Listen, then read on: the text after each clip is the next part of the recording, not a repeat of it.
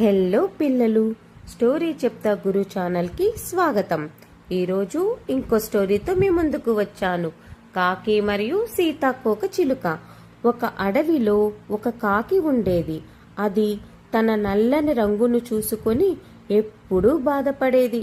ఒకరోజు అది రంగురంగుల రెక్కలతో ఎగురుతున్న చిలుకను చూసి, అయ్యో, నువ్వెంత అందంగా ఉన్నావు, నేను మాత్రం నల్లగా ఉన్నాను, నాకు నీలా రంగులు ఉంటే బాగుండేది అని కాకి బాధగా చెప్పింది. అప్పుడు చిలుక నవ్వుతూ, నన్ను చూసి నువ్వు అసూయ పడుతున్నావు, కానీ నేను సీతాకోక చిలుకను చూసి అసూయ పడుతున్నాను. దాని రంగులు నాకంటే ఇంకా అందంగా ఉంటాయి. కాకి వెంటనే సీతాకోక చిలుక దగ్గరకు వెళ్ళింది. సీతాకోక చిలుక అంది, నన్ను చూసి అందరూ మెచ్చుకుంటారు, కానీ నెమలిని చూసినప్పుడు నేను అసూయ పడుతాను.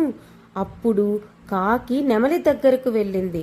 నెమలి బాధగా చెప్పింది, నా అందమైన రెక్కల వల్ల మనుషులు నన్ను బంధించి జూలో పెట్టారు, కానీ నువ్వు మాత్రం స్వేచ్ఛగా ఆకాశంలో ఎగురుతున్నావు. నిజానికి నేను నీలా ఉండాలని కోరుకుంటున్నాను. ఆ మాటలు విన్న కాకికి ఒక గొప్ప నిజం అర్థమయ్యింది.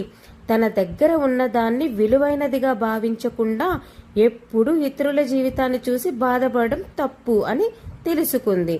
ఆ రోజు నుంచి కాకి తన జీవితంతో సంతోషంగా జీవించింది. So moral of the story ఏంటి పిల్లలు? ఇతరుల దగ్గర ఉన్నదాన్ని చూసి బాధపడకండి. మన దగ్గర ఉన్నదాని విలువ తెలుసుకుంటే నిజమైన ఆనందం దొరుకుతుంది. స్టోరీ నచ్చితే లైక్ చేయండి, షేర్ చేయండి, సబ్స్క్రైబ్ చేయండి.